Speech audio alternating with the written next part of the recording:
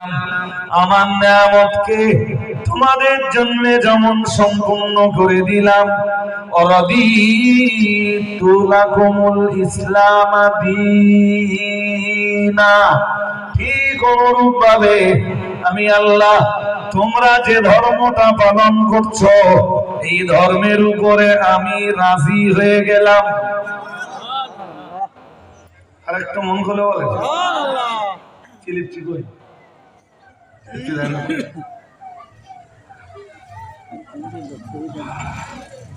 বাইরে এক চিন্তা মন দিলে হবে না ভাই,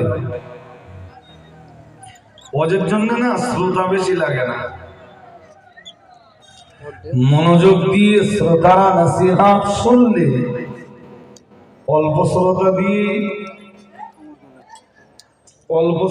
দিয়ে ওয়াজ হয়ে যায়। আজও তাই হবে ইনশাল্লাহ। বলেন বলুন ইনশাল্লাহ। আমি বলছি সময়টা বেকার যাবে।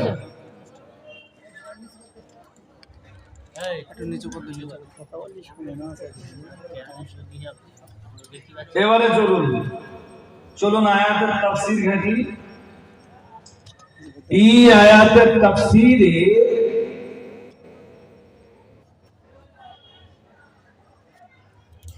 সাহেবে জালালাইন মানে জালালাইন গ্রন্থকার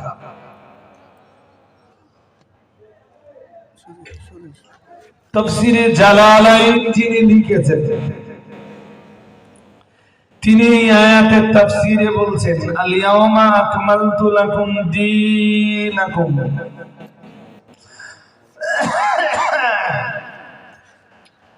মানে আজ আমি তোমাদের জন্য তোমাদের ধর্মকে পূর্ণ করে দিলাম। এর তাফসীর হলো আহকামাহু ওয়া ফারাইদাহু, মানে বিধিবিধান পূর্ণ করে দিলাম। বিধিবিধান ও ফারাইদাহু, শরীয়তের অবশ্য পালনীয় বিষয়গুলো পূর্ণ করে দিলাম। শুনছেন নাকি? এরপরে ফালাম ইয়ানজিল বাদাহা হালালু ওয়ালা হারাম, এরপরে কোন হারাম আর কোন হালাল কিছু নাযিল হবে না। হবে না দিন পূর্ণ না অপূর্ণ বুঝে উত্তর দেন। আপনাদেরকে খুব বুঝে বুঝে উত্তর দিতে হবে। বলছি দিন পূর্ণ না অপূর্ণ? আগে কি বলি, আগে কি শুনেছে? আরে ভাই আগের কথা মনে না রাখলে তো প্রবলেম। আমি আবার পড়ছি সূরা মায়দার 3 নম্বর আয়াত, ওখানে দিলে হবে না, এই সাইডে দেন ক্যামেরা। এই আয়াতটাই হলো হানাফি মাযহাবের অনুসারীদের বোকা বানানোর একটা বিরাট বড় অস্ত্র।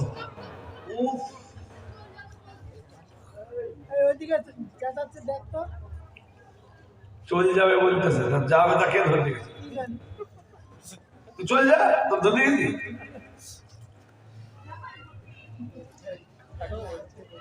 দু একজন হুজুরের আমি স্টেজ থেকে নেমে বলে আমি চলে যাবো তুই চলে যাবো তো ধরে গেছে, মানে কি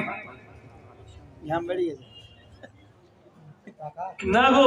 স্টেজ থেকে ওয়াজ করার পরে নেমেছে, নেমে বলছে ভাই আমি চলে যাবো, দেরি করো না, চলে যাও।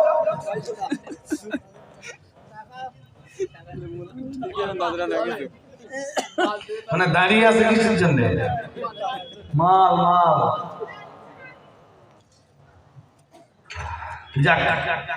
বুঝতে হবে। আবার বলছি হানাফি মাযহাবের মানুষদেরকে বোকা বানানোর জন্য মাযহাব বিদ্বেষীরা যে আয়াতগুলো দলিল হিসাবে ব্যবহার করে, অস্ত্র হিসাবে, হাতিয়ার হিসাবে ব্যবহার করে, তার ভিতরে এটা একটা হাতিয়ার। কোনটা? আল-ইয়াওমা আকমালতু লাকুম দীনাকুম। মহান আল্লাহ সূরাতুল মায়েদার 3 নম্বর আয়াতে আরাফাতের ময়দানে জাবালে রহমতের নিকটতম কোন জায়গায় রাসূলুল্লাহ তখন দাঁড়িয়ে বিদায়ী হজ্জের বছরে আল্লাহ পাকের রাসূলের উপরে এই আয়াতটা নাযিল করে দিয়ে মহান আল্লাহ বললেন, আল-ইয়াওমা আকমালতু লাকুম দীনাকুম। আজ আমি আল্লাহ তোমাদের জন্য তোমাদের ধর্মকে পরিপূর্ণ করে দিলাম। সুবহানাল্লাহ বলে না? আর একটু মন খুলে। তাহলে দিন পূর্ণ না অপূর্ণ বলতে হবে? বলছি ধর্ম পূর্ণ না অপূর্ণ? যদি বলেন না পূর্ণ হয়নি, তাহলে এখনো নবী আসবার দরকার আছে। নবী আসবার আল্লাহ এই কথাটা আদম নবীরে বলতে পারতেন, ধর্ম পূর্ণ হয়ে গেছে, বলেননি। নূহ নবীকে এই মেসেজটা দিতে পারতেন, আল-ইয়াওমা আকমালতু লাকুম দীনাকুম। নূহ, তোমার জামানাতেই ধর্ম পূর্ণ হয়ে গেছে, বলেননি। ইব্রাহিমকে বলেননি, ইসমাইলকে বলেননি, ইসহাককে বলেননি, ইয়াকুবকে বলেননি, ইউসুফ নবীকে বলেননি, ইলিয়াস নবীকে বলেননি, ইউনুস নবীকে বলেননি, শোয়েব নবীকে বলেননি, মূসা নবীকে বলেননি, ঈসা নবীকে বলেননি, কোন নবীকে আল্লাহ বলেননি। আজ ধর্ম পরিপূর্ণ করে দিলাম। আমাদের নবীকে বলতেছেন, তাও নবী 23 বছর ধরে ধর্ম প্রচার করেছেন। কত? 23। কত? 23 বছরের ধর্ম প্রচারের শেষ পর্যায়ে এসে ইন্তেকালের 3-3.5 মাস আগে আল্লাহ নবীকে বললেন, আল-ইয়াওমা আকমালতু লাকুম দীনাকুম। কোন নবীর জামানায় আমি দিন পরিপূর্ণ করে দেয় নাই। ও নবী, আজ আমি আল্লাহ আপনাদের জন্য আপনাদের ধর্মকে পরিপূর্ণ করে দিলাম। আর একটু মন করে এবার বলেন, দিন পূর্ণ না অপূর্ণ? বুঝতে অসুবিধা নেই তো? নেই তো? দিনের কি পূর্ণ, দিনের কি পূর্ণ, ওইটা বুঝবার জন্য বলেছিলাম এবারে তাফসীরু জালালাইন। এই যে আমাদেরকে মন দিতে হবে, জালালাইন এমন একটা তাফসীর যেটা অল ওয়ার্ল্ডে সমস্ত মাদ্রাসাতে পড়ানো হয় কোরআন বুঝবার জন্য। সুবহানাল্লাহ বলেন। সুবহানাল্লাহ। ছাত্র এবং দুরন্ত তাফসীর। তো জালালাইন গ্রন্থকার এই আয়াতের এই অংশতে আজ আমি তোমাদের জন্য তোমাদের দিন, তোমাদের জন্য তোমাদের ধর্মকে পূর্ণ করে দিলাম, এই অংশটা তাফসীর করতে যে লিখছেন আহকামাহু ওয়া ফারাইদাহু, তোমাদের বিধিবিধান পূর্ণ করে দিলাম। বিধিবিধান এই যে মাতব্বারি বন্ধ করো, সহ্য করা লোক না বলো আমি মাতব্বার।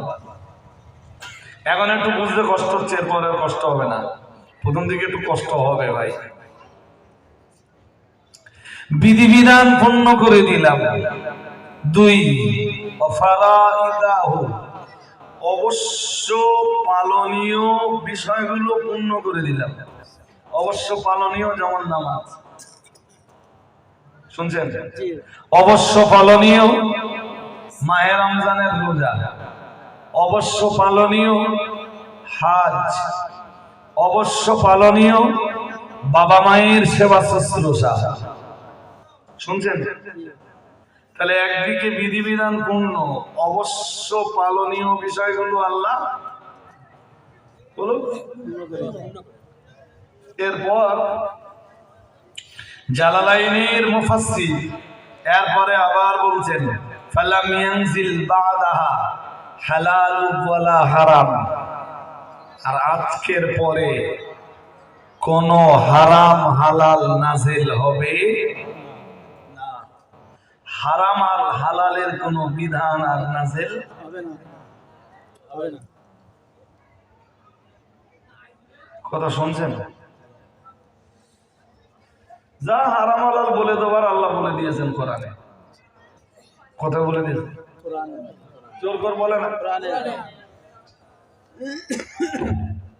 এবার আমি আপনাদের বোকা বানাই, একটা অনুমতি দেন, বোকা বানাই। হারাম আর হালালের তামাম বিধান যখন আল্লাহ বলি দিয়েছেন, আর যখন নাযিল হবে না,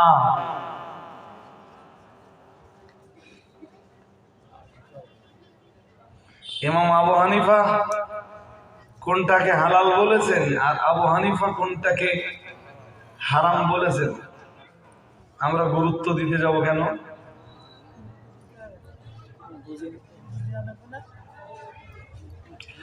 কোরআনে যেটা হালাল আছে ওটা খাবো, কোরআনে যেটা হারাম আছে ওটা। আবু হানিফা কি বলেছেন এইটা মানবো কেন? বিধান তো কমপ্লিট। হ্যাঁ না বলেন? আরে বিধান কমপ্লিট, বিধিবিধান না নট কমপ্লিট? কমপ্লিট তো। তাহলে কোন ব্যক্তি কি বলল, কোন ইমামে কি বলল, আমরা কেন মানতে যাব? কোন পীরে কি বলতে বলল, আমরা কেন মানতে যাব?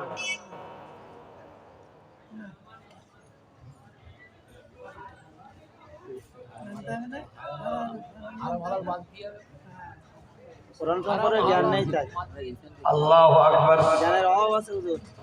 হারাম হালাল এক্সিলেন্ট, মানতে তো হবে।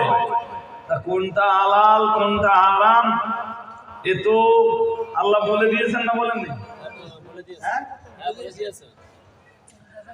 তাহলে আমরা ব্যক্তিকে অনুসরণ করব কেন? বুঝতে যদি অসুবিধা হয় আর একটা আয়াত দিয়ে আপনাদের চলেন। সঠিক বেঠিক তো আল্লাহ কোরআনে বলে দিয়েছেন, আমরা ব্যক্তি মানতে যাচ্ছি কেন? কোরআনের জ্ঞানের অভাব আছে। আমার এই কথাটা বোঝেননি? আমি মানবো তো কোরআন মানবো। আমরা ব্যক্তি অনুসরণ করতে যাচ্ছি কেন?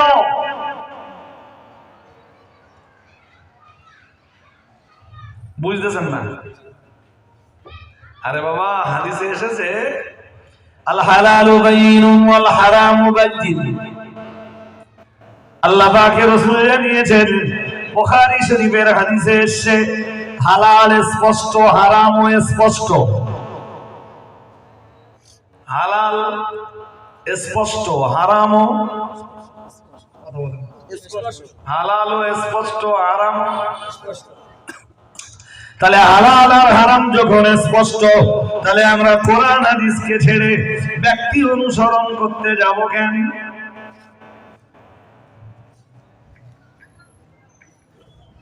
প্রশ্ন কি মাথায় গেছে?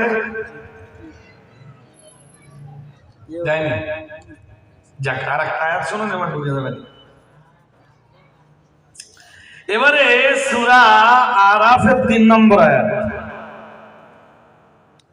কোন সূরা? আরাফের 3 নম্বর আয়াত। কয় নম্বর? 3 নম্বর। এই যে আমি বার করেছি। আল্লাহ পাকের কোরআন জানিয়েছে ইত্তাবিউ মা উনজিলা ইলাইকুম মির রাব্বিকুম ওয়া লা তাত্তাবিউ মিন দুনিহি আউলিয়া।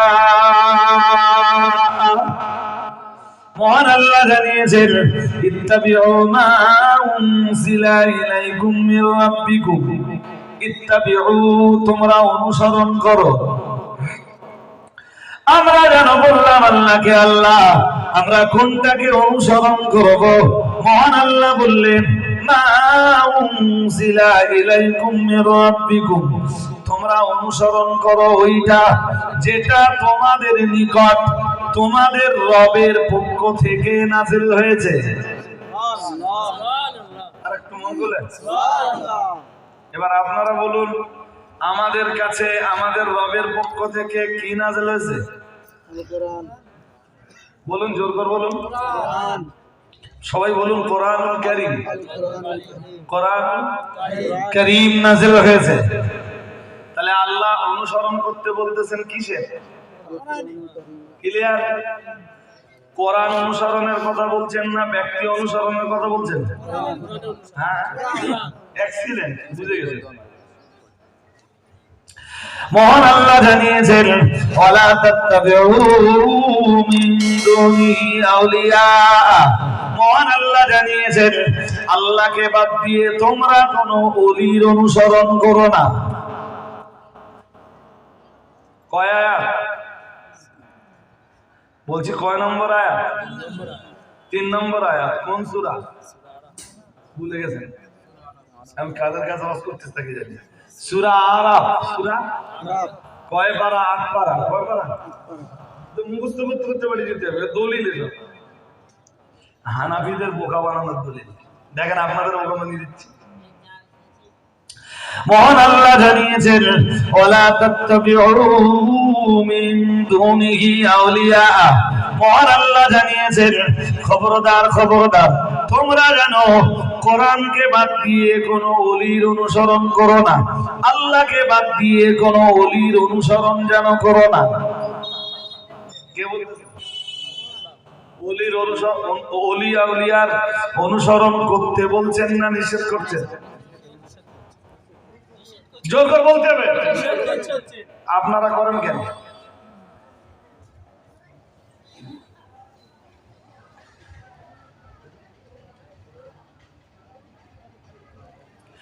এখন যদি কোনো জেনারেল শিক্ষিত ছেলে যদি আপনার কাছে এসে কোরআনুল কারীমের 6 পারা সূরা মায়েদার 3 নম্বর আয়াত, সূরাতুল আরাফের 8 পারা সূরাতুল আরাফের 3 নম্বর আয়াত, এই দুটো আয়াত দেখিয়ে বলে, ও ভাইরা তোমরা কোরআন মেনে চলো কিনা?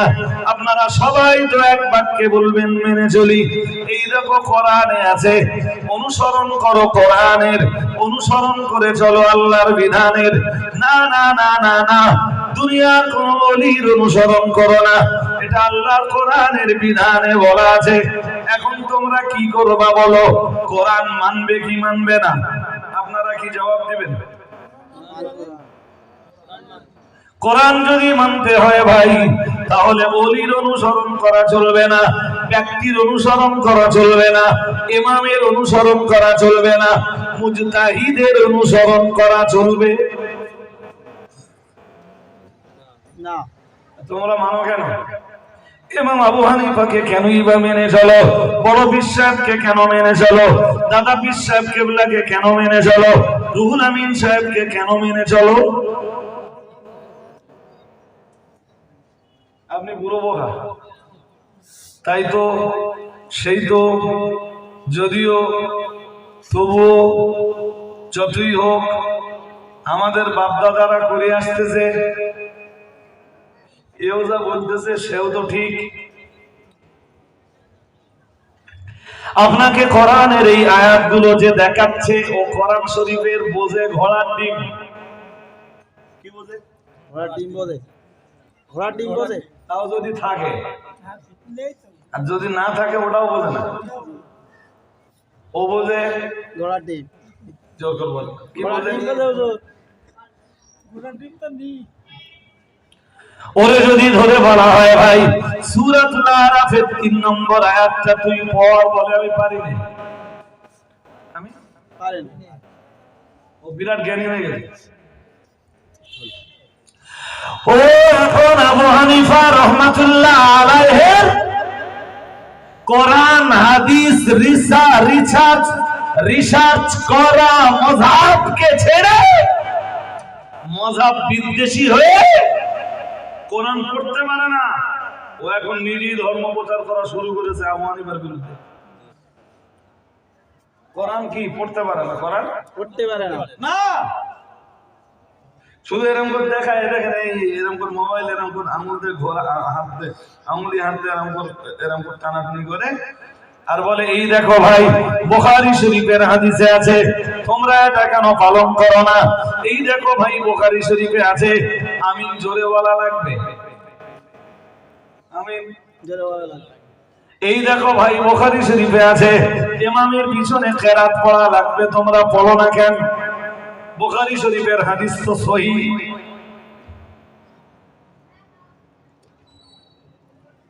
আপনার মতো সাধারণ মানুষের স্বাভাবিকভাবেই মাথা গরম হবে। তাই তো এই ছেলেটা যা দেখাচ্ছে এও তো সহিহ হাদিস, কিন্তু আমরা মানি না কেন? আপনি কনফিউশনে পড়ে যাবেন। একবার দুবার পাঁচবার 10 বার যখন আপনাকে দেখাবে, বারংবার দেখাবে, আপনি শিক্ষিত মানুষ হলে ভাববেন মনে হয় আমার ভুল হচ্ছে, হুজুররা বোধহয় আমাদেরকে গোমরা বানাচ্ছে, পথহারা বানাচ্ছে, বিপদগামী বানাচ্ছে।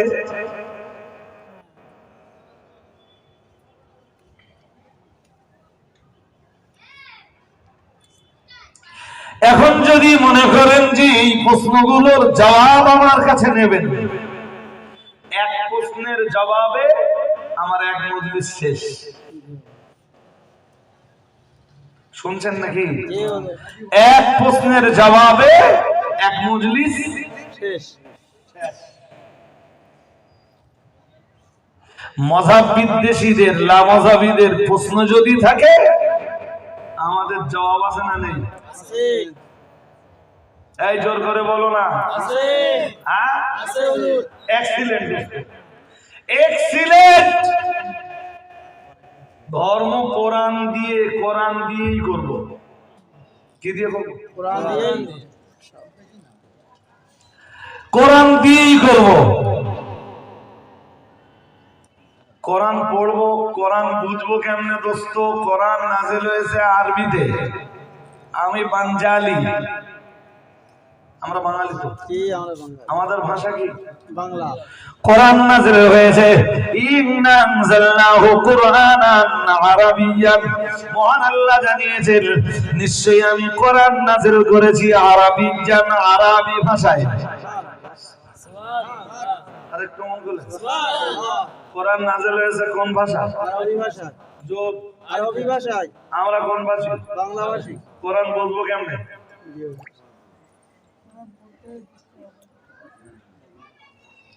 আপনার কথা ঠিক, আমিও তো বলছি রে কোরআনের বাইরে যে ধর্ম করব।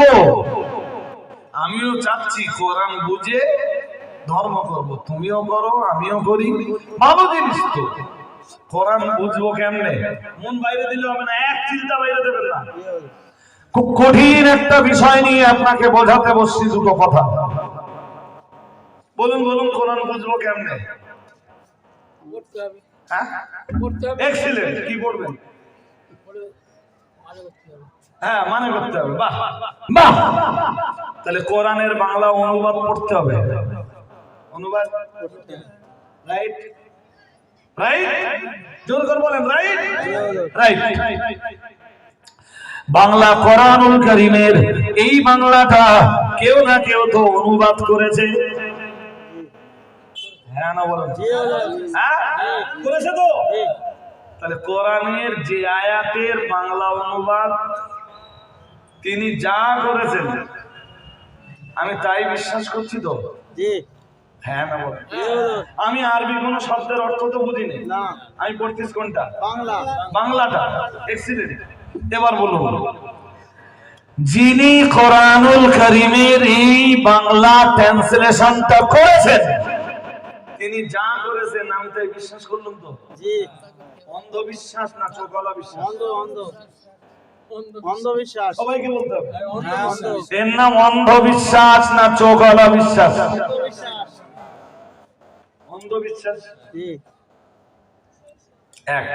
দুই, যিনি কোরআনের বাংলা ট্রান্সলেশন করেছেন, অনুবাদের বই যিনি লিখেছেন, তিনি যা অনুবাদ করেছেন তুমি তাই বিশ্বাস করলে, এর মানে তো এটাই দাঁড়ালো তুমি তাকে তোমার ধর্মীয় নেতা, ধর্মের ইমাম হিসাবে মেনে নিলে। হ্যাঁ না বলেন? জি জি রাইট। জি। তুমি তাকে তোমার ধর্মের, তোমার জীবনের ধর্মীয় নেতা হিসাবে তাকে তুমি মেনে নিলে। তুমি যদি যিনি কেবল কোরআনের বাংলা ট্রান্সলেশন করেছেন তাকে যদি তুমি ধর্মের নেতা হিসাবে মেনে নিতে পারো, তাহলে আমি কেন রাসূলের ইন্তেকালের মাত্র 70 বছর পরে জন্ম নিয়েছেন ইমাম আবু হানিফা, দুনিয়া বরেণ্য পণ্ডিত, আমি কেন তাকে ইমাম হিসাবে মেনে নিতে পারবো না? আমি কেন তাকে অন্ধের মতো ধর্মের ব্যাপারে বিশ্বাস করতে পারবো না? জবাব দাও। তুমি কোরআন বুঝবার জন্য, তুমি কোরআন বুঝতে যে কারণে, তুমি ধর্ম করবার জন্য যে কারণে বাংলা অনুবাদ করছো কোরআনের, আমি একই কারণে ইমাম আবু হানিফাকে অনুসরণ করছি। তোমার প্রশ্নের জবাব যা, আমার প্রশ্নের জবাব ঠিক নয়। কি মাথায় যাচ্ছে আমার কথা নাকি? তোমার প্রশ্নের জবাব যা, আমার প্রশ্নের জবাব তাই। পারলে আরবিটা পড়ে ধর্ম করো। কোরআন তো বাংলা নাযিল হয়নি না হ্যাঁ? না। তাহলে কোরআন বুঝবার জন্য কি লেগেছে? তোমাকে কেউ না কেউ বাংলা অনুবাদ করে দিয়েছে। তিনি ভুল করলে তোমার কাছে, তিনি ভুল করলেও ঠিক, ঠিক করলেও ঠিক। আমি ওটা বলিনি গো, কিন্তু এর তো চোখ অন্ধ। আরে ওরা আমাদেরকে বলে আমরা অন্ধবিশ্বাসী, আমরা অন্ধবিশ্বাস, আমরা অন্ধবিশ্বাস। বলুন, কোরআন অনুবাদ করতে যে যিনি করেছেন তিনি যদি ভুল করে থাকেন, এর ধরার ক্ষমতা আছে? না না। হ্যাঁ, তাহলে এ কি বিশ্বাসী? ও অন্ধবিশ্বাসী। হ্যাঁ, অন্ধবিশ্বাসী। মসজিদে ঢুকে এরকম করে খুলে দেখাচ্ছে, বলতে এই দেখ দেখ, এই দেখে, তাহলে কি কি কি রে? তাহলে এই দেখ, এই জ্ঞান বাদলি হবে না, কোথায় বাদবি?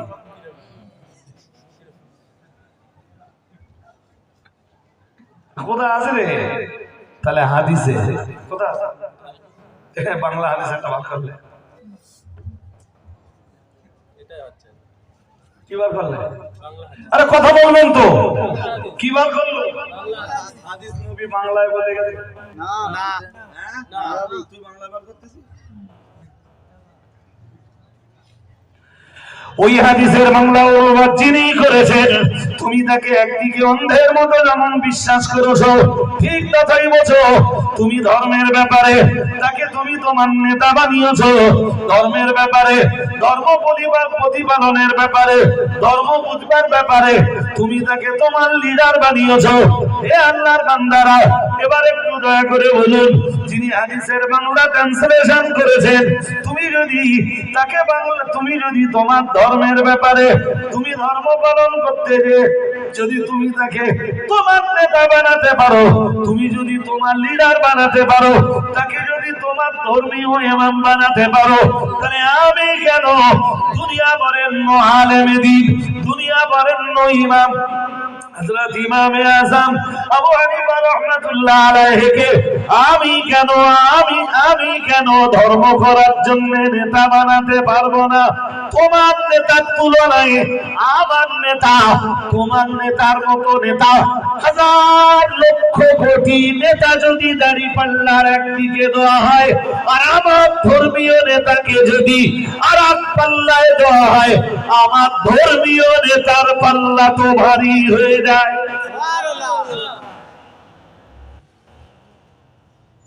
ওটা যদি তুমি ঠিক করে থাকো, তো আমি ভুলটা কোন জায়গায় করুন বলো?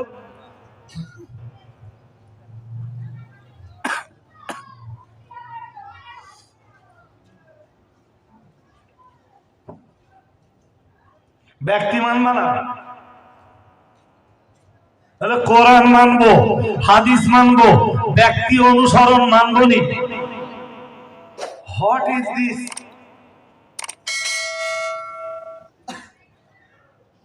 ব্যক্তি অনুসরণ। করতে হবে। তা তুই ব্যক্তি অনুসরণ না করে কোরআনটাকে মানবি কেমনে সেটা একটু বলে বোঝা। বলুন, কোরআনের প্রথম আরবি ভাষার প্রথম অক্ষর কি আলিফ। বলতে হবে? আরবি ভাষার প্রথম অক্ষর জিজ্ঞেস করুন। আলিফ। আলিফ। সবাই বলেন। আমি বলবো লাম। কেন হবে না? আলিফ হবে কেন? আমি যদি বলি লাম, তাহলে আমি যে ভুল, এই আমার দিকে দেখেন, আমার দিকে দেখেন, আমার সাথে কথা বলতে হবে। আমি যা জিজ্ঞেস করবো সেটা উত্তর দেবেন। আপনি বলেছেন আলিফ, আপনি ঠিক আছে, আমিও বলছি আলিফ, বাট মাঝখান দিয়ে কেউ যদি বলে লাম, তাহলে আপনারটা ঠিক এবং তারটা যে ভুল, এটা দলিল দিয়ে বোঝাতে হবে তো? হ্যাঁ না? হ্যাঁ হ্যাঁ। দলিল লেসো। হাতু বুরহানাকুম ইন কুনতুম সাদিকিন। যদি সত্যবাদী হয়ে থাকো এবার কোরআন হাদিসের দলিল আনো।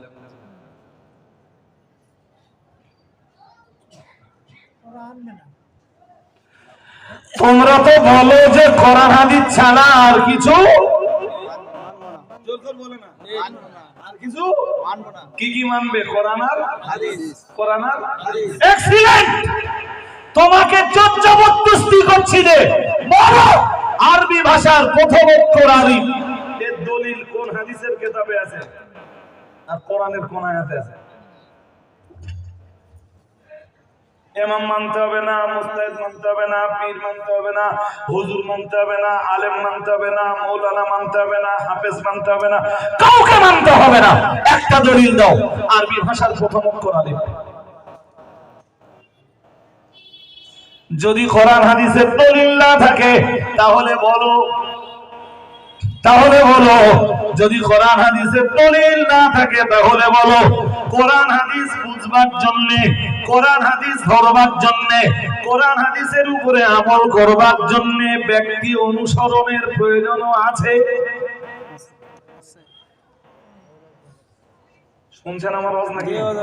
হ্যাঁ, আমার এই অত কাজে লাগবে। জি, ময়দানে আপনাদের নাম তো, ময়দানে জনগণ নামতে। ময়দানে আপনাদের নামতে হবে। যত দিন যাচ্ছে না, জি, হানাফি মাযহাবের উপরে তত বেশি অ্যাটাক হচ্ছে। আর এই কথাগুলো বলবার মতো আলেম বাংলার মাটিতে নেই বলবো না, আছে। এমনি খুব পুটপুটুনি দেয়। কি বলে বলেন দিন? বলে ও কাইম সাহেব, মাদিন সাহেব, রজব আলী সাহেবরা ওই কেরালা মডেল থেকে কেরালায় যে কেরালা মডেল এনে ওরা সব সাফি হয়ে গেছে। শুনছেন না? শুনছেন না? কটা মজলিসে হানাফি মাযহাবকে বাঁচানোর জন্য কথা বলেছো? হানাফি মাযহাবের মাসলাকগুলোকে জিন্দা রাখবার জন্য কটা মজলিসে লড়াই করেছো, কটা মজলিসে সংগ্রাম করেছো?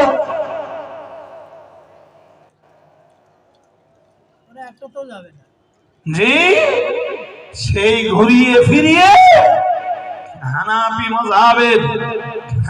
মাযহাবের ঐতিহ্য রক্ষা করতে যে বাংলার মাটিতে সিলসিলা ফুরফুরা শরীফের মতাদর্শের উপরে দাঁড়িয়ে যেটুকু লড়াই, সেটুকু লড়াই অল ইন্ডিয়া সুন্নাতুল জামাতের আলেমরাই করেছে। সুবহানাল্লাহ। ভুল বলছি? না। লজ্জা লাগে না? আমাদেরকে তকমা দাও, আমরা সাফি হয়ে গেছি, আমরা সাফিদের মসলাক চালু করছি। আমাদের মডেল স্কুলগুলোতে সাফিদের মসলা চলছে। এরা ভেতর দে হানাফি মাযহাবটাকে ধ্বংস করার চক্রান্ত করছে। এ কথা বলতে লজ্জা লাগে না?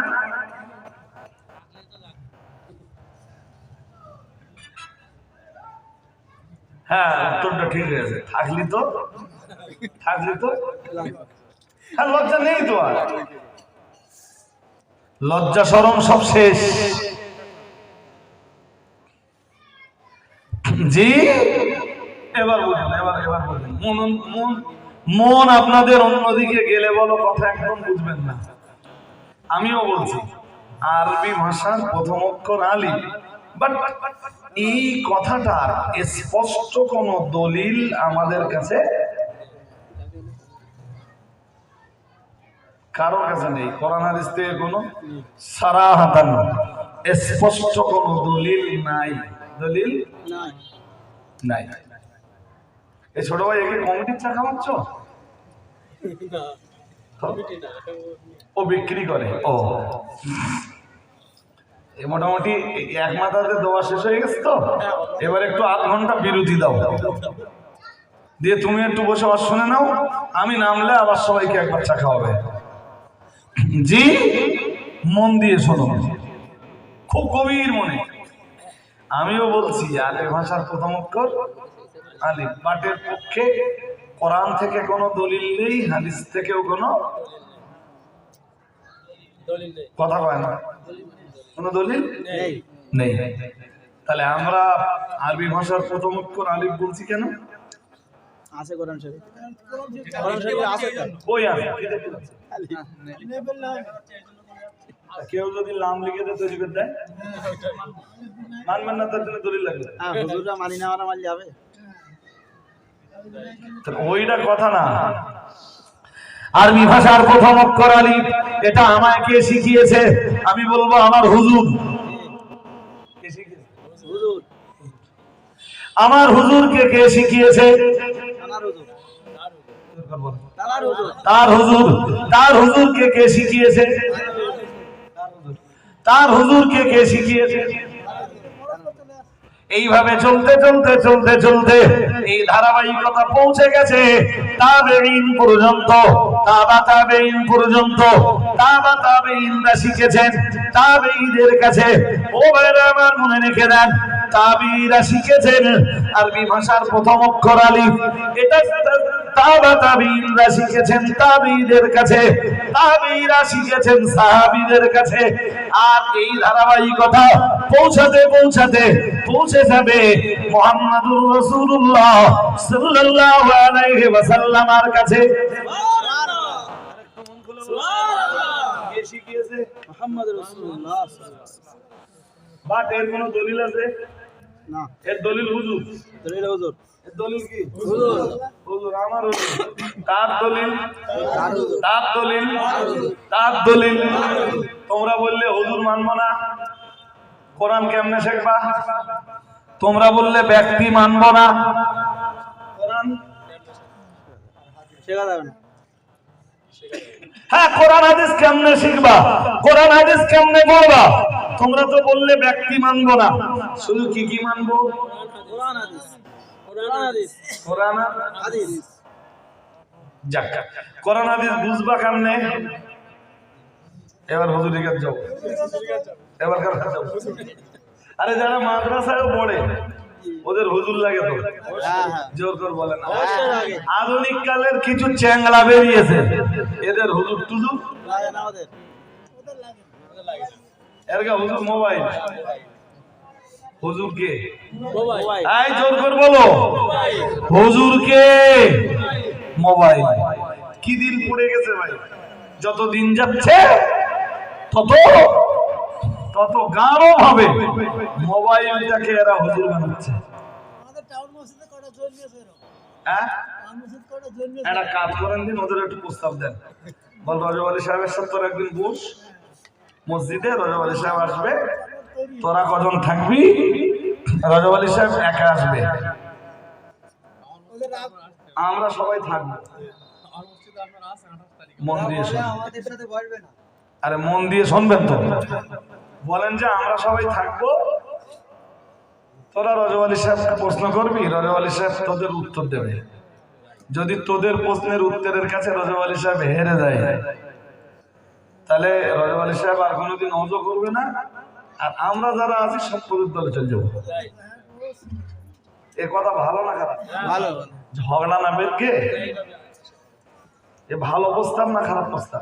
ভালো প্রস্তাব। হ্যাঁ? ভালো প্রস্তাব। ভালো প্রস্তাব নেবে নি ওরা, ভালো প্রস্তাব। কোরআন আর হাদিসকে মেনে চলবা, কথাটা তো ভালো, সব ক্ষেত্রে তো কথাটা ভালো না। কথাটা সব ক্ষেত্রে জিজ্ঞেস করুন কেন আমি দলিল দেই। হাদিস শরীফ বিবরণ দিয়েছে মুহাম্মদুর রাসূলুল্লাহ সাল্লাল্লাহু আলাইহি ওয়াসাল্লাম, আমার আল্লাহর নবী জানিয়ে দিয়েছেন, ও আমার সাহাবীরা মনে রাখো, আমি মুহাম্মদুর রাসূলুল্লাহ সাল্লাল্লাহু আলাইহি ওয়াসাল্লাম, আমি আল্লাহ পাকের নবী তোমাদেরকে বলছি, আমি আল্লাহ পাকের রাসূল তোমাদেরকে বলছি, অবশ্যই তোমরা মনে রাখো, তারাকতু ফীকুম আমরাইন, আল্লাহ পাকের নবী বলেছিলেন, ও আমার সাহাবীরা, ও আমার উম্মতিরা, আমি তোমাদের মাঝে দুইটা জিনিস রেখে গেলাম, লাম তাদিল্লু মা তামাসসাকতুম বিহিমা, কিতাবাল্লাহি ওয়া সুন্নাত রাসূলিহি, ও কামা ক্বালা আলাইহিস সালাম।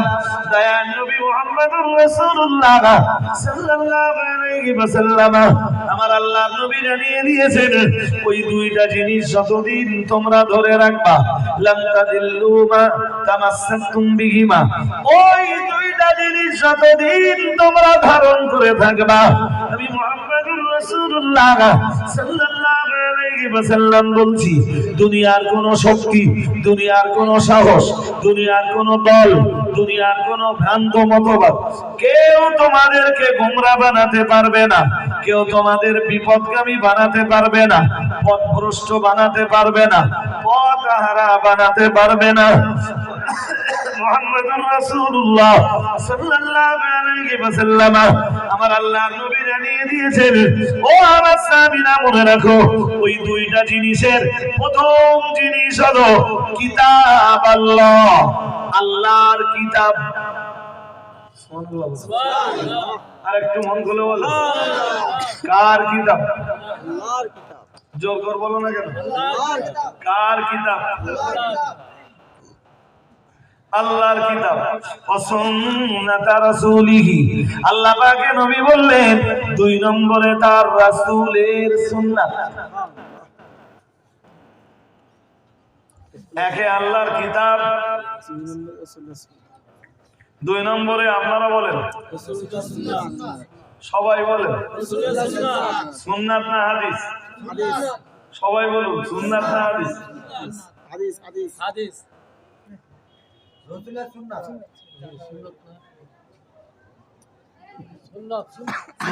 সুন্নাত না হাদিস? এই দেখেন আপনাদের তো দ্বিমত হয়ে গেছে, নবী কি বলতেছেন? আবার আবার হাদিসের এবারটা শুনুন, এবারটা মন দিয়ে শুনলে বুঝবেন। আল্লাহ পাকের নবী বললেন, তারাকতু ফীকুম আমরাইন লাম তাদিল্লু মা তামাসসাকতুম বিহিমা, কিতাবাল্লাহি ওয়া সুন্নাত রাসূলিহি, ওয়া সুন্নাত রাসূলিহি, ওয়া সুন্নাত রাসূলিহি। হাদিসে কি আছে? হাদিস আর রাসূলিহি, হাদিস আর রাসূলিহি, হাদিস আর রাসূলিহি, নাকি হাদিসে আছে ওয়া সুন্নাত রাসূলিহি? কি আছে? সুন্নাত রাসূলিহি না হাদিস আর রাসূলিহি? রাসূলের সুন্নাত না রাসূলের হাদিস? রাসূলের হাদিস। এরকম করে মোবাইল ঠেলে যদি হাদিস দেখা, এই দেখো ভাই হাদিসে লেখা আছে, এক কথায় বলে দেন ভাই হাদিস বিশ্বাস করি, কিন্তু সব হাদিস আমল করিনি আমরা। আমরা সেই হাদিসগুলোকে আমল করে চলি যে হাদিসগুলো হাদিস ও সুন্নাত ও হাদিস ও জোর করে বলেন আনাফিরা সেইগুলোকে আমল করে যেগুলো হাদিস ও সুন্নাত। কারণ নবী নিজে বলে গেছেন কোনটা আমল করতে হবে, কোনটা ধরে রাখতে হবে, হাদিস না সুন্নাত? সুন্নাত জোর করে বলো হাদিস না সুন্নাত? এই জন্য তো আপনাদের বোকা বানায়।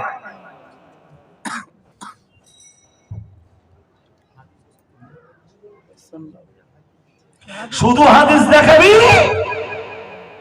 হাদিস বলে মানবো, বাট পালন করবো না। পালন পালন করবো না। পালন জোর করে বলুন করবো না। চালাকি করার জায়গা পাও না, না জি হাজিরিনে মজলিস। তাই যদি হয় তাহলে আমি কটা হাদিস দেখাই, কথা বলো, বলবে আমি কটা হাদিস দেখাই, হ্যাঁ তোমরা পালন করো।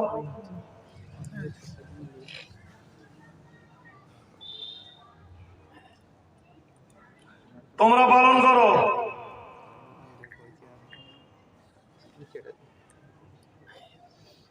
শুনছেন? রেডি? বুখারী শরীফ, অন্য শরীফ থেকে দলিল দেব না আজকে, কারণ তাদের কাছে বুখারীটা হলো আচ্ছা মেন হাদিস। বুখারী এইটা কেটা বলে দিয়েছে? আল্লাহ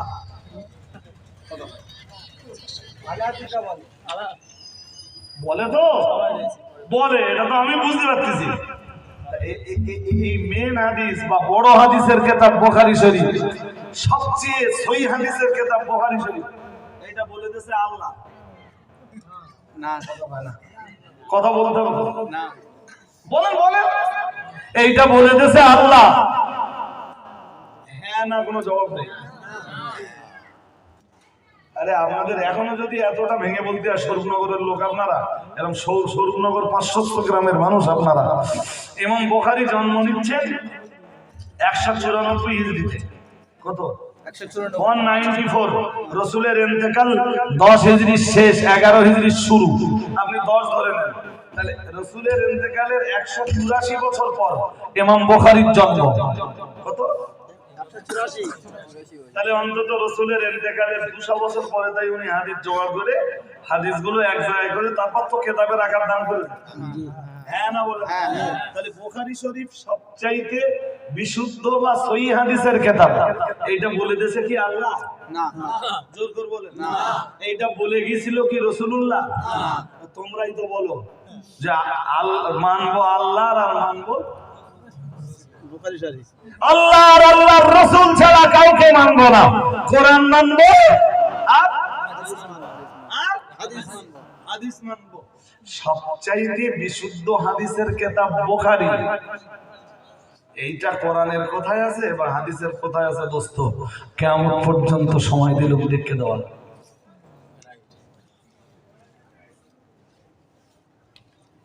বুঝতে ডিস্টার্ব? না ঠিক আছে তো, জোর করে বলেন না, জোর করে বলতে হবে, বুঝতে অসুবিধা? এটা একটু বলবেন দিন যে ভাই বারবার বুখারী বুখারী বুখারী বুখারী করতে হবে, বুখারী বুখারী করতেছি। আঙ্গা কি বলে জানেন? কি বলে জানেন? বলে নবী কি মাযহাব মানতেন? Excellent excellent. আবার বলে হ্যাঁ নবীর যুগে মাযহাব ছিল, তাহলে না, এক্সিলেন্ট। সাহাবীদের যুগে মাযহাব ছিল না জোর করে বলেন না না। আরে থাকবে কেমনে? ইমাম আবু হানিফা এসে মাযহাব কায়েম করেছেন। ইমাম আযম আবু হানিফা রাহমাতুল্লাহ আলাইহি জন্মই নিয়েছেন 80 হিজরিতে। কত? 80 হিজরি। জোর করে বলে না 80 হিজরি। এটা একদম পরিষ্কার যে সাহাবীদের যুগে মাযহাব ছিল না। সবাই বলুন ছিল না, ছিল না। তাহলে তোমরা মাযহাব মানো কেন? এই সাধারণ মানুষ মাথা ঘুরতেছে। আপনাদের উল্টো করে প্রশ্ন করি, নবীর যুগে বুখারী ছিল? সাহাবারা কেউ বুখারী মেনেছিল? না। তোমরা মানো কেন?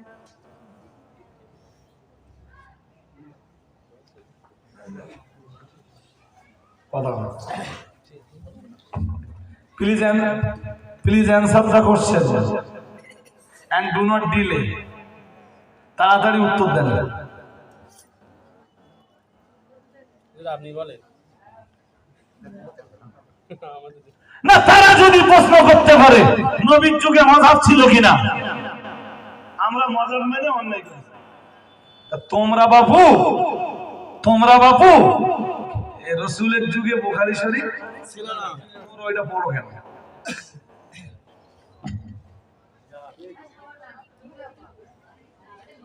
বুঝতে অসুবিধা হচ্ছে? হ্যাঁ না বলে না, একদম শটান বলে দেন। তোমার যে জবাব আমারও একই জবাব। এই চলো। এদিকে কি মেয়ে ছেলের জায়গা নাকি? মেয়েদের চাই মায়েরা এসব কথা মেয়েদের মাথায় মোটে আদাবের খোলা দরকার। কি বলেছি তোমার যে জবাব আমারও। তুমি যে কারণে বুখারী শরীফ মেনে চলো, আমি একই কারণে আবু হানিফাকে মেনে চলি। তুমি যে কারণে বুখারী শরীফের হাদিসকে মান্যতা দাও, আমি একই কারণে হানাফি মাযহাবকে মান্যতা দিই।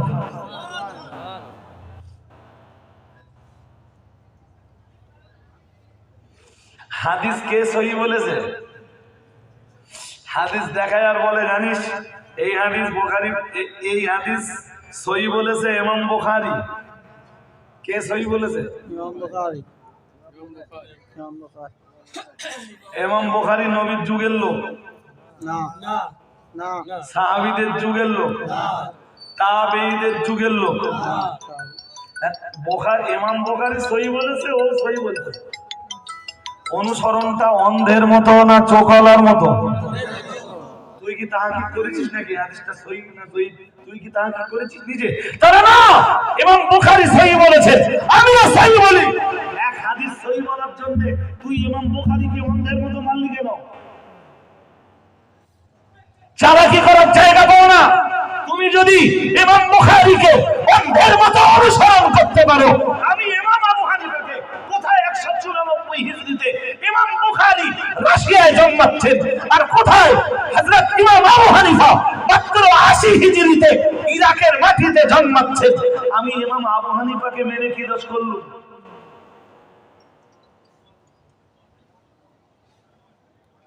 ওরা হুজুর ওইটাই বলে যে ইমাম হানিফা রাহমাতুল্লাহ বলেছে যে আমার মাযহাব সহিহ যদি তার সপক্ষে হাদিস থাকে। তার সপক্ষে ওটা তার বিশ্বাসের দৃঢ়তা, বিশ্বাসের বিশ্বাসের দৃঢ়তা। তার মাযহাবের উপরে, তার রিসার্চ করা মাযহাবের উপরে তার এতটাই বিশ্বাস ছিল যে হাজারো চেষ্টা করে হাদিসের উপরে গবেষণা করে আমার মাযহাবের মাসলাকগুলোকে ভুল প্রমাণ করাতে পারবে না। এটাই তার বিশ্বাস, ওটা তার বিশ্বাসের দৃঢ়তা। এই জন্য তিনি বলেছিলেন ইদা সাহাল হাদিসু ফাহুয়া মাযহাবি, হাদিস যদি সহিহ হয় সেটা আমার মাযহাব। হাদিস যদি জোর করে বলেন, হাদিস যদি সহিহ হয় সেটা। আচ্ছা বলুন দিন দেখি, আপনাদের জিজ্ঞেস করে জিগাই, এসব ব্যাপার শুনতে গেলে আমার কাছে এশার নামাজ পড়ে বসতে হবে, আর আমার একা একাই ওই রাত 10টা 11টা 12টা পর্যন্ত সময় দিতে হবে। আচ্ছা বলুন তো সহিহ হাদিস কাকে বলে, একটু বলেন তো, বলে বলেন জেগে বসে বলেন।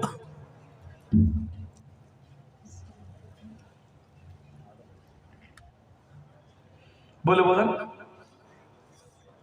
সনদের দুর্বল নেই, দুর্বল নেই। বাহ, একজন বলেছেন যে হাদিসের সনদে দুর্বলতা নেই। আচ্ছা, যে হাদিসের সনদে দুর্বলতা নেই সেটা সহিহ হাদিস, এই কথাটা আল্লাহ না আল্লাহ রাসূলের? রাসূলের না, ওটা প্রমাণ করতে গেলে তাকলিদ আছে। কথা বলে না, কারণ না, কে বললে রাসূলের? রাসূলের না। পাগলা বোধহয় ভুল বলেছি। দেখেন তো মুখে তাই দেখেন তো ভালো করে।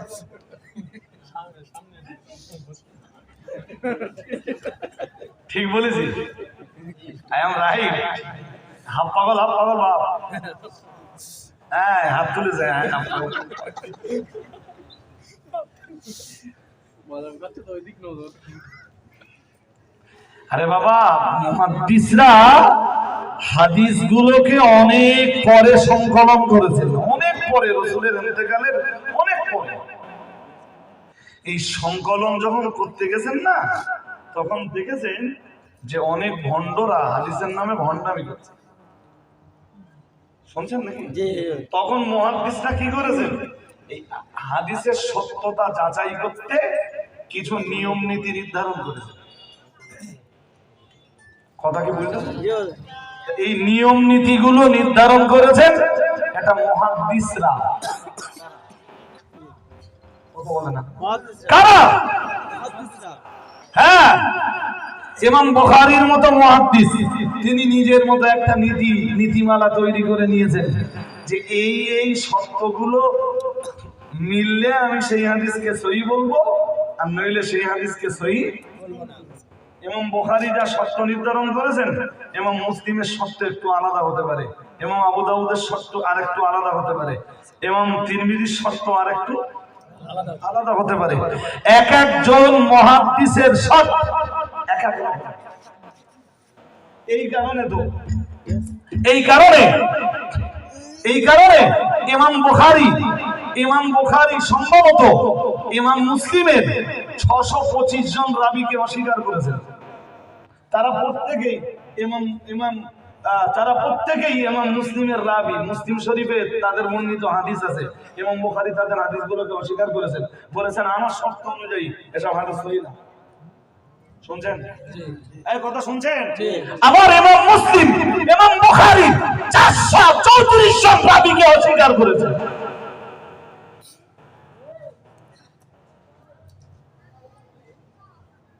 এমনি আমাদের দেশের এই তথাকথিত কিছু অবুঝের দল মাঝে মাঝে বলে বেড়ায় না, সাবি একরকম বলতেছে, আহমদ ইবনে হাম্বল একরকম বলতেছে, মালিক একরকম বলতেছে, ইমাম আবু হানিফা একরকম বলতেছে, আমরা কোনটা মানব? এটা বলে না? সব ছাড়ো, কোরআন হাদিসের অনুসরণ করো। একটু বলদিন দেখি, সহিহ আর জয়ীফ নির্বাচন করতে যে ইমাম বুখারী একরকম বলেছে, ইমাম মুসলিম আর একরকম বলেছে, ইমাম আবু দাউদ আর একরকম বলেছে, ইমাম নাসাঈ আর একরকম বলেছে, আমরা কোনটা মানব? তোমার প্রশ্নের উত্তর যা, আমার প্রশ্নের উত্তরও তাই।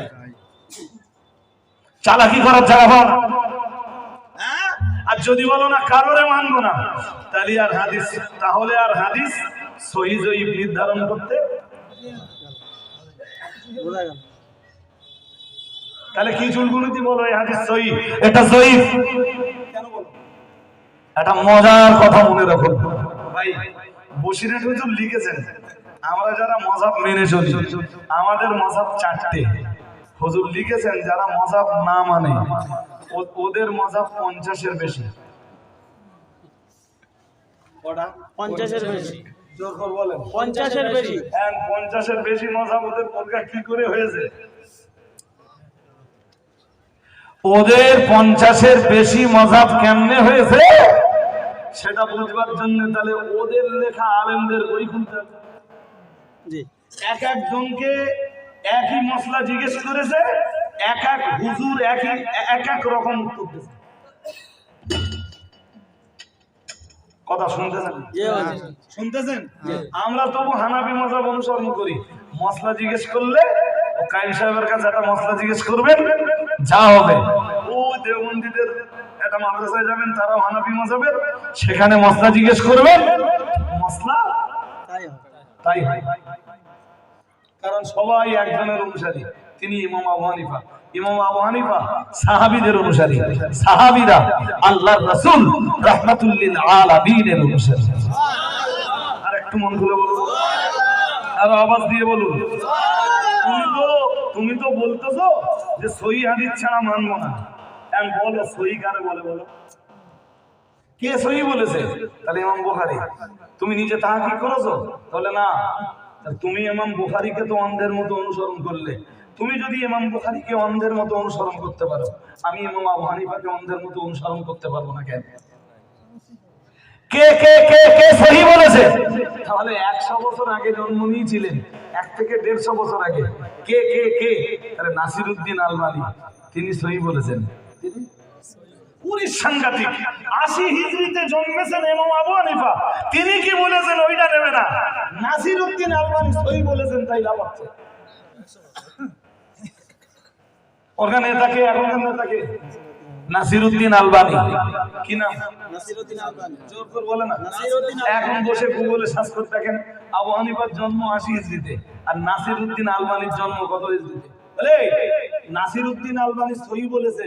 নাসিরউদ্দিন আলবানী তো রাসূলের যুগের লোক না, হাদিস তাহকিক করে কেমনে? তুই তো অন্ধের মতো অনুসরণ করতেছিস, আর তোর মানি তো হুজুর যিনি নাসিরউদ্দিন আলবানী, তিনিও অন্ধের মতো অনুসরণ করে তারপরে বলেছেন যে হাদিস সহিহ। আমার কথা বলেন, জি হুজুর। আমার কি কথা বোঝাতে পারছি আমি? হ্যাঁ, এবার বলুন, ব্যক্তি মানা ছাড়া, ব্যক্তি অনুসরণ করা ছাড়া ধর্ম করার লাইন আছে? জোর করে বলেন, আছে? চালাকি মারার জায়গা পাও না যে কোরআন হাদিস ছাড়া আর কিছু মানবো না, ইমাম মানবো না, মুস্তাহিদ মানবো না, হুজুর মানবো না, পীর মানবো না, কিচ্ছু মানবো না, চালাকি করার জায়গা পাও না। হাদিস মানতে গেলেও তো ইমামকে অনুসরণ করা লাগবে। উইদাউট ইমামে কেউ হাদিস মানতে পারবে না। I can challenge, challenge, challenge. চালাকি করার জায়গা পাও না, না? শুধু বলে বেড়াও যে ইমাম মুস্তাহিদ, পীর ওলি আউলিয়া গাউস কুতুব কিচ্ছু মানে না। What is this? আড্ডা মারা হচ্ছে। ধর্মটা তুমি তোমার মতো ভেবেছো।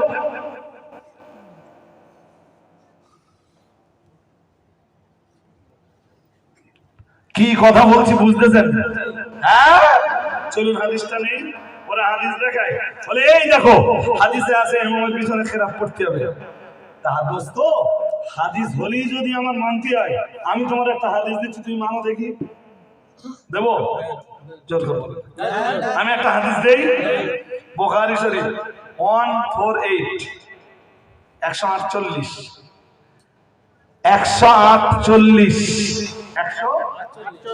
148 হাদিসটা নেন। হাদিসটা বর্ণনা করেছেন হযরত আব্দুল্লাহ ইবনে ওমর। ওমরের বেটা আব্দুল্লাহ, মুসলিম জাহানের দ্বিতীয় খলিফার নাম ওমর। নাম কি? রাদিয়াল্লাহু তাআলা আনহু। ওমরের এক বেটার নাম আব্দুল্লাহ। বেটা মানে কি? ছেলে তো। ওমরের বেটার নাম আব্দুল্লাহ। ওমরের এক মেয়ের নাম হাফসা। ওমরের এক মেয়ের নাম হাফসা। হাফসাকে বিয়ে করেছিলেন রাসূলুল্লাহ। সুবহানাল্লাহ। কে বিয়ে করেছিলেন? জোর করে বলো। রাসূলুল্লাহ। এবার বলুন, হাফসা আর আব্দুল্লাহ ভাই বোন? হ্যাঁ না বলেন? দুজনের বাবা একই তো, তাহলে ভাই ভাই তো। হাফসাকে বিয়ে করেছেন রাসূলুল্লাহ, তাহলে আব্দুল্লাহ রাসূলের কি হয়? এত দেরি হচ্ছে কেন বলতে? আব্দুল্লাহ কি হয়? আরে বাবা আবার বলছি, হযরত হাফসা আর আব্দুল্লাহ ভাই বোন, দুজনের আব্বাই ওমর। হাফসাকে বিয়ে করতেছেন রাসূলুল্লাহ, তাহলে আব্দুল্লাহ কি হয়? শালা বাবু। এক্সিলেন্ট। শালা বাবু মাঝে মাঝে বোনের বাড়ি যাবে তো? যাবে। হ্যাঁ না বলে? এই দেখেন হাদিস এসে গেছে বুখারী শরীফের 148, 100। এই যে আপনাদের যখন হাদিস দেখাবে, আপনারাও পাল্টা এই হাদিসটা দেন, বলে এটাও সহিহ হাদিস। কি হাদিস? সহিহ হাদিস। সহিহ কিতাব থেকে বলতেছি আমি। কোন কিতাব? হ্যাঁ, সহিহ কিতাব থেকে বলতেছি। দেখেন কি হাদিস। আন আব্দুল্লাহ ইবনে ওমর قال ارتقيت فوق ظهر بيت حفصة لبعض حاجتي فرأيت رسول الله صلى الله عليه وسلم يقضي حاجته مستدبر القبلة। শুনছেন? মনোযোগ দিয়ে শুনুন, এখন তো শুধু হাদিসটা শুনেছেন। হযরত আব্দুল্লাহ ইবনে ওমরের বর্ণনা, তিনি বলেন একদিন আমি আমার বোনের বাড়িতে গেলাম। কার বাড়ি? বোনের বাড়িতে। বোনের বাড়ি ভাই যাবে না? যাবে। আর বোনের বাড়িতে যে ইরতাকাইতু ফাওকা যাহরি বাইতি হাফসাতা, আমার বোনের বাড়ির ছাদের উপরে উঠলাম। কোথায় উঠলেন? কে উঠলেন বলুন তো? আব্দুল্লাহ। আব্দুল্লাহ ইবনে ওমর, হযরত হাফসার ভাই। হাফসার ভাই। উনি এবার বলছেন, ছাদের উপরে দাঁড়িয়ে আমি কি দেখলাম জানো? ফারাইতু রাসূলুল্লাহ, আমি রাসূলুল্লাহকে দেখলাম। ইয়াকদি হাজাতাহু, রাসূল তার হাজাত মেটাচ্ছেন, প্রয়োজন মেটাচ্ছেন। কি মেটাচ্ছেন? প্রয়োজন মেটাচ্ছে। কিসে? পেশাব পায়খানা টয়লেটের কাজ করছেন। কি করছেন? প্রয়োজন মেটাচ্ছে। প্রয়োজন মেটাচ্ছেন। মুস্তাদবিরাল কিবলা, পিঠ না, পিঠ কিবলার দিকে। পিঠ কোন দিকে? কিবলার দিকে। আরে জোরে বলো। কিবলার দিকে। পিঠ কোন দিকে? কার পিঠ? কার পিঠ? রাসূলুল্লাহ। কে বলতেছেন? আব্দুল্লাহ। আব্দুল্লাহ ইবনে ওমর। হাদিসের মান সহিহ। হাদিসের মান সহিহ। আমরা যখন পেশাব পায়খানা করি কেবলার দিকে পিঠ দেই? না না দেই না। কেবলার দিকে মুখ করি? না হ্যাঁ না। দোস্ত, হাদিস সহি হলেই যদি মানতে হয়, এটা একটু মেনে দেখাও।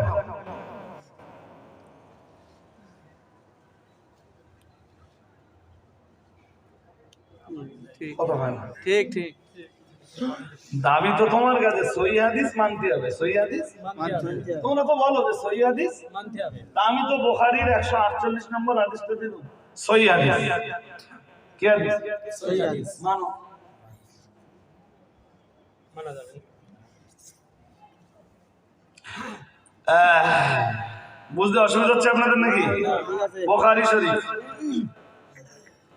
এই যে 224 কত?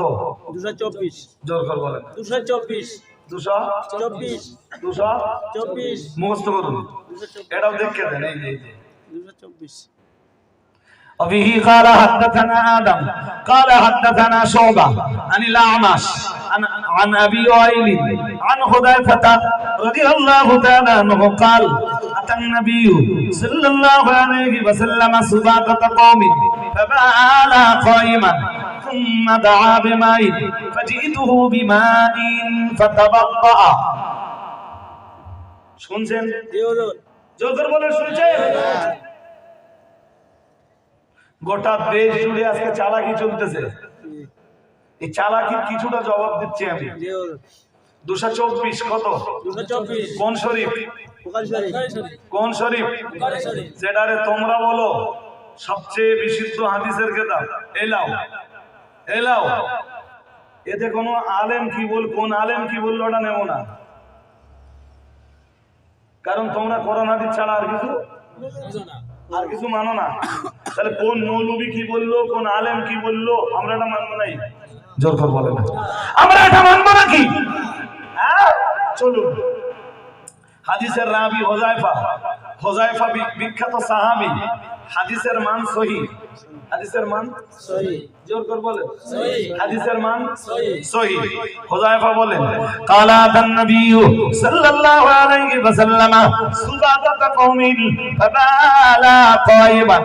হযরত হোজাইফা বলেন আতান নবী সাল্লাল্লাহু আলাইহি ওয়াসাল্লাম সুবাতাত কওমিন, আল্লাহ পাকের রাসূল কোন এক সম্প্রদায় আবর্জনা পূর্ণ স্থলে এলেন। ফাবালা কায়িমান, আল্লাহর হাবিব সেখানে দাঁড়িয়ে পেশাব করলেন। কি করলেন? আর এই পেশাব করলেন কে? আল্লাহর রাসূল। আল্লাহর রাসূল সাল্লাল্লাহু আলাইহি ওয়াসাল্লাম। মাথা ঠিক আছে? আপনাদের ঠিক আছে? জি 224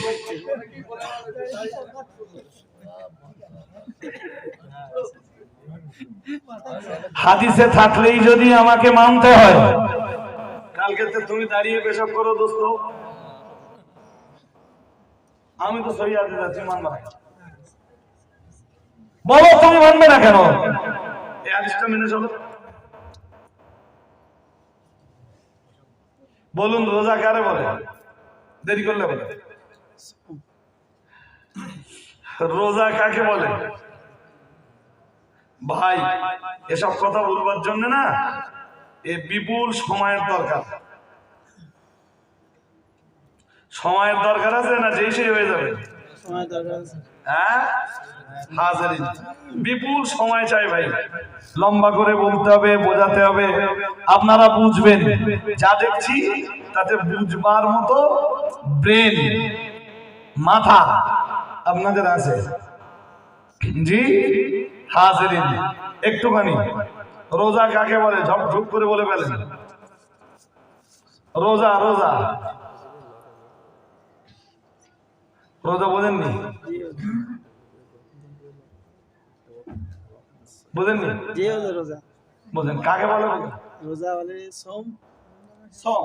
সম মানে ইমসাক, বিরত থাকা। কি কি থেকে বিরত থাকার নাম রোজা।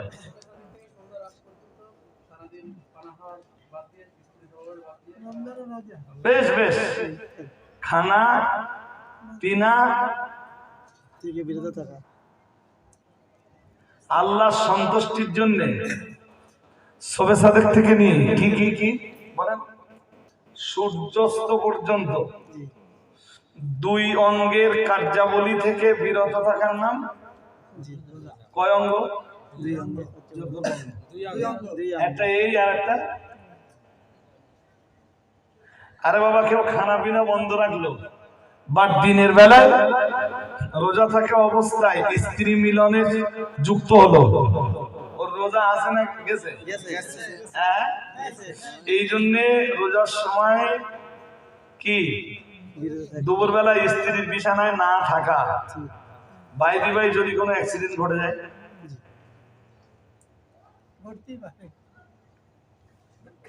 পারে না, জোর করে বলে না। এই জন্য স্ত্রীকে স্ত্রীর চুম্বন থেকেও দূরে থাকবে। কি থেকে দূরে থাকবে? বলা যায় স্ত্রীর চুম্বনটাই হয়তো তোমাকে আস্তে আস্তে মিলনের দিকে এগিয়ে দেবে। ঠিক না? ঠিক। হ্যাঁ, চলুন এবার বুখারী শরীফ থেকে আর একটা হাদিস শুনি। শুনছেন নাকি? আমি কটা কথা বলি বলেন দিন, এত কথা বলার সময় হয়? বুখারী শরীফে হযরত আয়েশা থেকে হাদিস বর্ণিত, হাদিস সহিহ। হাদিস কি? জোর করে বলে না হাদিস, জোর করে বলেন সহিহ। বুখারী শরীফের 1928 নম্বর হাদিস দিচ্ছি এবার। বেশ, বর্ণনাকারিনী হযরত আয়েশা।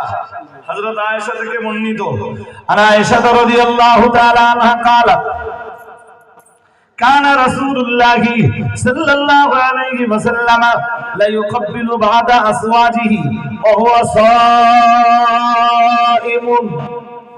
হাদিস শরীফ বয়ান করেছে, হাদিস শরীফের বয়ানে এসেছে আম্মা জান আয়েশা সিদ্দিকা রাদিয়াল্লাহু তাআলা আনহা থেকে বর্ণিত, আল্লাহ পাকের হাবিব রোজা অবস্থাতেও তার কোন কোন স্ত্রীকে চুম্বন করতেন।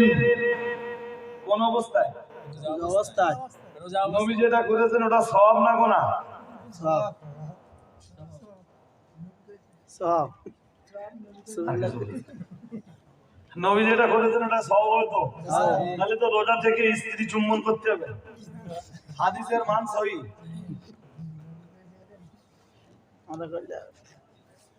এই যে তাহলে শুধু হাদিস হলে চলে যাবে না, ইমাম মুস্তাহিদ দরকার আছে।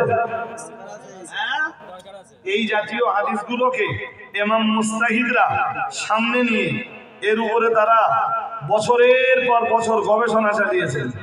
সুবহানাল্লাহ কয় না? আরেকটু মন খুলে বলেন, কি চালিয়েছেন? এর উপরে তারা বছরের পর বছর গবেষণা চালিয়ে তারপরে তারা একটা রায় দিয়েছে। ওর নাম মজাব। ওর নাম মাযহাব। জোর করে বলেন মাযহাব। তুমি মজাব মানবা না, তাহলে তোমার তো নিজে নিজে গবেষণা করতে হবে। তুমি ঘোড়ার ডিম জানো তো?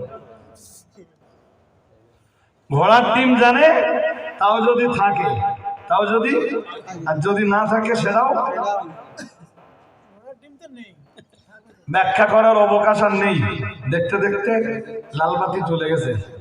আমি বুঝতেই পারছি আপনাদের কাছে আমি আর একটু থাকলে ভালো হতো, কিন্তু ভাই আজকে এমন একটা সমস্যা হয়েছে, সে আমি আর বলে আপনাদেরকে এমন কষ্ট দিতে চাচ্ছি না। জলসা কমিটির ছেলেরা খানিকটা জানে, বাকিটা আপনাদেরকে বলে কষ্ট দিচ্ছি না এখন আর। জি, এখন যেটা দরকার সেটা হলো চট করে আমি একটুখানি আপনাদেরকে দুই একটা তথ্য দেই। শুনুন শুনুন, বুখারী শরীফ, বুখারী শরীফ, এইগুলো বলবেন যে এইগুলোর ব্যাখ্যা কি? বসিরহাট হুজুরের লেখা এটা ফেরকাতুন নাজিল। কি কিতাব? ফেরকাতুন নাজিল। এই হুজুরের লেখা বইগুলো একটু পড়বেন মাঝে মাঝে, দেখবেন ওতে আপনার ব্রেন পরিষ্কার হয়ে যাবে। আর ওরা যত প্রশ্ন করে, ওরা যা যা প্রশ্ন করতে পারে, সম্ভাবনা আছে, হুজুর তার চাইতে বেশি প্রশ্নের উত্তর লিখে গেছে। আর একটু মন খুলে বলুন, এই বইগুলো আপনারা একটু পড়েন দিন দেখি। কেন পড়েন না? আমাদের লাগবে না। বুখারী শরীফে এসেছে, শুনুন, কালা আবু বকর আত-তাফি হালাল, মাছ মরে পানিতে ভেসে উঠেছে। বুখারী শরীফের সহিহ হাদিসে আসতেছে হযরত আবু বকর বলেছেন মাছ খাওয়া হালাল। মাছ মরে ভেসে উঠেছে দেশে উঠেছে। হযরত আবু বকর বলেছেন সে মাছ খাওয়া হালাল জোর করে বলেন হালাল কি বলেছেন? হালাল আবু বকর কার ছাত্র? রাসূল রাসূলের। মানে আবু বকরের গুরুজন কে? রাসূল বেশ বেশ মজার কথা। আবু দাউদ শরীফের হাদিসে এসেছে হযরত জাবের রাদিয়াল্লাহু তাআলা আনহু থেকে বর্ণিত, জি জাবের থেকে বর্ণিত, ওমা তাফা ফালা তাকুলুহু, এটা আবু দাউদ শরীফে এসেছে। হযরত জাবের তিনিও সাহাবী, তার গুরুকে রাসূলুল্লাহ জোর করে বলেন তার গুরুকে রাসূলুল্লাহ। তাহলে আবু বকরের গুরু যিনি, জাবেরের গুরু তিনি তো, হ্যাঁ না জোর করে বলেন? হ্যাঁ, একই গুরু তো। এবার বলেন হযরত জাবের বলছেন ওমা তাফা ফালা তাকুলুহু, যে মাছ মরে পানিতে ভেসে উঠেছে ও মাছ খেও না তোমরা। দুইজনের গুরু এক জি একই তো, মুসলিম গুরু বলে না একই? কি বলে বলেন দিন? আমাদের বলে আবু হানিফা একরকম বলেছে, শাফি আর একরকম বলেছে, আমরা কোনটা? হযরত আবু বকর একরকম বলেছেন, জাবের আর একরকম বলেছেন, আমরা কোনটা মানব? তোমার প্রশ্নের উত্তর যা, আমার প্রশ্নের উত্তর তাই চালাকি করার জায়গা পাও না। হ্যাঁ, এখন যদি বলেন, এবার বলুন তো এই দুই হাদিসের সমন্বয় সাধন করতে পারে কারা? হাই স্কুলে পড়ে না না জোর করে বলেন এই দুই হাদিসের সমন্বয় সাধন করতে পারে হাই স্কুলে পড়ে না কলেজে পড়ে না ইউনিভার্সিটিতে পড়ে না। এই দুই হাদিসের সমন্বয় সাধন করতে পারেন বিশ্বশ্রেষ্ঠ মুহাদ্দিসরা, বিশ্বশ্রেষ্ঠ ফিকহ তত্ত্ববিদরা। তাদেরই লিডার হলেন হযরত ইমাম আবু হানিফা রাহমাতুল্লাহ আলাইহি। আরেকটু মন করে বলুন, হ্যাঁ, যখন একই বিষয়ে বিপরীতমুখী হাদিস আসবে তুমি কোনটা পালন করবা? একটা হাদিস আর একটা হাদিসের উল্টো শুনবেন নাই? কথা বলে না। এক হাদিস আর একটা হাদিসের কি উল্টো, এরকম হাদিস শুনবেন নাই? শুনবেন। হাদিসে এসেছে, উফ আর কি বলবো, হ্যাঁ হাদিসে এসেছে আন্না রাসূলুল্লাহ, শুনেন বুখারী শরীফের হাদিস পড়ছি, এবার মন দিয়ে শুনতে হবে। শুনছেন সেলিম ভাই? আর দেরি করলে হবে না, ততক্ষণ আমি একটু বলে নেই, আপনি একটু হযরতকে নিয়ে আসেন, আর বসিয়ে রাখবেন না। অ্যাকচুয়াল হুজুরের টাইম ছিল 9টায়, ওনার কাছ থেকে একরকম এই টাইমটা আমার আজকে ধার করা। শুনুন বুখারীতে এসেছে আন্না রাসূলুল্লাহ সাল্লাল্লাহু আলাইহি ওয়াসাল্লাম, আন্না রাসূলুল্লাহ সাল্লাল্লাহু আলাইহি ওয়াসাল্লাম আতা খায়বারা লিয়াহুদা আইয়ামালুহা। শুনছেন নাকি? রাসূলুল্লাহ ইহুদিদেরকে ভাগের ভূমি চাষ করতে দিয়েছিলেন। ভাগের ভূমি বলেন? জি বলেন না? হ্যাঁ ঠিক ধরেছেন। কে চাষ করতে দিয়েছিলেন? কোথায় আসতেছে? হাদিস বুখারীতে। কোথায় আসতেছে? এবার শুনুন, মুসলিমে আসতেছে, সহিহ মুসলিমে। আন্না রাসূলুল্লাহ সাল্লাল্লাহু আলাইহি ওয়াসাল্লাম নাহা আনিল মুজারাআতি ওয়া নাহা আনিল মুখাবারাতি। এই হাদিসের মর্ম হলো রাসূল করিম সাল্লাল্লাহু আলাইহি ওয়াসাল্লাম ভাগের ভূমি চাষ করতে নিষেধ করেছেন। বলুন আগের হাদিসে কি ছিল? করতে বলেছেন চাষ করতে বলেছেন না, রাসূল দিয়েছেন রাসূল কাদের দিয়েছেন? ইহুদিদের। কাদের দিয়েছেন? মুসলিমের হাদিসে কি আসছে? নিষেধ করেছে। তাহলে ইমাম প্রথম বলেন এই হাদিস সব রাসূল থেকে আসছে তো? জি হ্যাঁ না বলে না? এখন আমরা আমল করব কোনটায়? আর এই দুই হাদিসের সমাধান দেবে কে? ওই কলেজ পড়ে এসে দাঁড়িয়ে পেশাব করতেছে এসব জিনিস না জোর করে বলে না, না ইউনিভার্সিটি পাস, এই জাতীয় হাদিসগুলোর সমাধান দেওয়ার জন্য দরকার বিশ্বশ্রেষ্ঠ ইমাম মুস্তাহিদরা, আমরা তাদেরকেই অনুসরণ করি।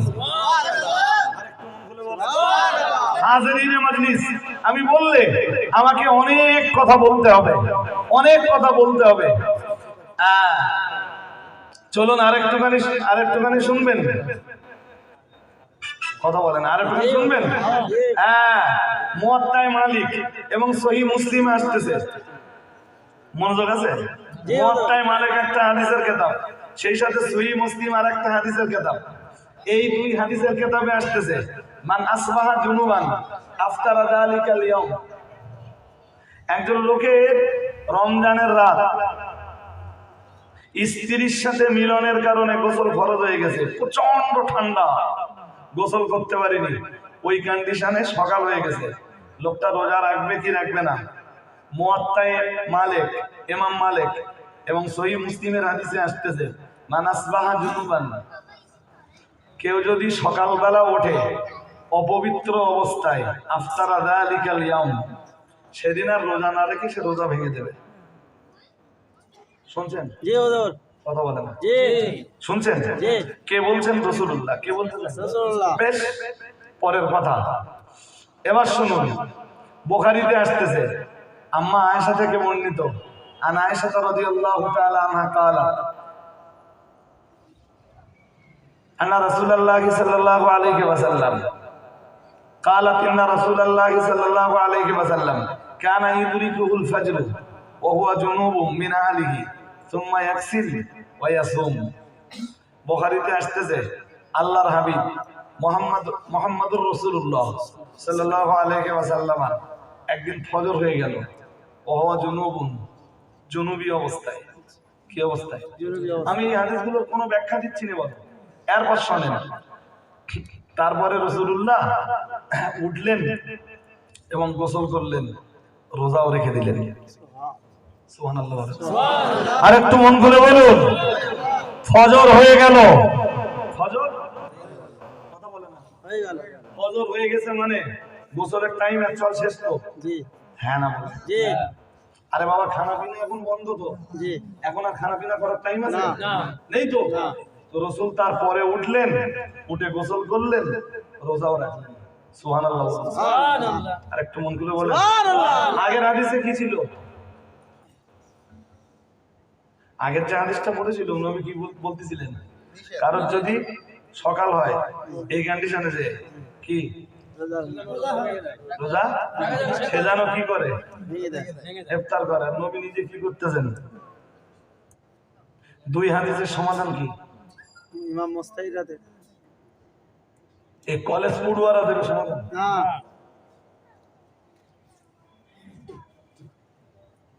এর জন্য দরকার ইমাম মুস্তাহিদের। কি দরকার? শরীয়তের 90% মসলা নির্ভর করে কিয়াস আর ইজমার উপরে। কিয়াস আর ইজমার উপরে। জোর করে বলে না। ইজমার। কিয়াস আর ইজমার উপরে। ইজমার উপরে। উপরে শরীয়তের 90% মসলা নির্ভর করে। এই মসলাগুলো কোথা থেকে জানা যাবে? কিয়াস আর ইজমার উপরে। আপনি বলবেন, শেষ কথা বলছি, হযরত এসেছেন, অনেক অনেক ধন্যবাদ হুজুরকে। এরপরেও একদম শেষ কথাটা আমি না বলে চলে গেলে আমার বেয়াদবি হয়ে যায়। উফ, আমার না বলে চলে গেলে বড্ড কি হয়ে যায়। সূরা মায়দা আয়াত নম্বর 3 তাফসীরে বাইজাবি। কোথায় গেল তাফসীরে বাইজাবি? শুনুন, ওই যে আয়াতে বলা হয়েছে না ধর্ম পূর্ণ হয়ে গেছে, ওই আয়াতের ব্যাখ্যায় তাফসীরে বাইজাবিতে ইমাম নাসিরউদ্দিন বাইজাবি রাহমাতুল্লাহ আলাইহি লিখছেন, আল-ইয়াউমা আকমালতু লাকুম দীনাকুম, আজ আমি তোমাদের জন্য তোমাদের দ্বীনকে পরিপূর্ণ করে দিলাম। এ কথার অর্থ হলো বিন নাসরি ওয়াল ইদহারি আলাল আদিয়ানি কুল্লিহা আও বিত তানসিস আর আলা কাওয়াইদিল আকাইদি ওয়াত তাওফীকি আলা উসুলিশ শারাঈ ওয়া কাওয়ানিনিল ইজতিহাদ। আল্লাহ দ্বীন পূর্ণ করে দিয়েছেন, দ্বীনের উসুলগুলোকে, মূলনীতিগুলো বাতলে দিয়েছেন, যেই মূলনীতিগুলো দিয়ে কিয়ামত পর্যন্ত ইমাম মুস্তাহিদরা হাজার হাজার মাসলা মাসাইল বার করতে পারবে। কোরআনুল কারীমে আল্লাহ দ্বীনের ইসলামের সেই সমস্ত মূলনীতিগুলোকে বাতলে দিয়ে ইসলামকে আল্লাহ পরিপূর্ণ করে দিয়েছেন। আরেকটু মন খুলে বলুন। এবার আপনি বলতে পারেন, এবার তারা বলতে পারে মুফাসসিরদের কথা নেব না। মুফাসসিরদের কথা যদি না মানো, আকাশের নিচে জমিনের উপরে জায়গা হবে না। ঠিক। চালাকি করার জায়গা পাবে না। আমার সময় নেই আজকে। মুফাসসিরদের কথা যদি না মানে তো কি কন্ডিশন দাঁড়াবে এটা বলে বোঝানোর মতো সময় আজকে আর নেই। জি মুহতারাম হাফেজ মাওলানা হযরত মাওলানা আব্দুল্লাহ জুবায়ের সাহেব হুজুর এসেছেন। আমি মাইক ছাড়ছি। পয়লা দুসরা তেসরা ফাল্গুন জামিয়া রহমানিয়া ইসালে সওয়াব সবাইকে দাওয়াত করছি যাবেন। স্বরূপনগরে খাদিজার সদস্যের কাজটা মনে হয় এখনো হয়নি। সবাইকে একটা করে আপনারা জানেন এই প্রচার আমি বহুমত দিয়েছি, নতুন করে দেওয়ার অপেক্ষা রাখে না। আপনারা সদস্য সবাই হবেন। হুজুর এসেছেন, হুজুরকে অনেক অনেক মোবারকবাদ। তিনি আমার জন্য অনেকটা কষ্টেরও শিকার হয়েছেন। আল্লাহ হায়াত দারাজ করুন, আল্লাহ জাযায়ে কামেলা নসিব করুন। বলুন আমিন। ত্রুটি বিচ্যুতি ক্ষমা করুন। ওয়া আখিরু দাওয়ানা আনিল হামদুলিল্লাহি রাব্বিল আলামিন।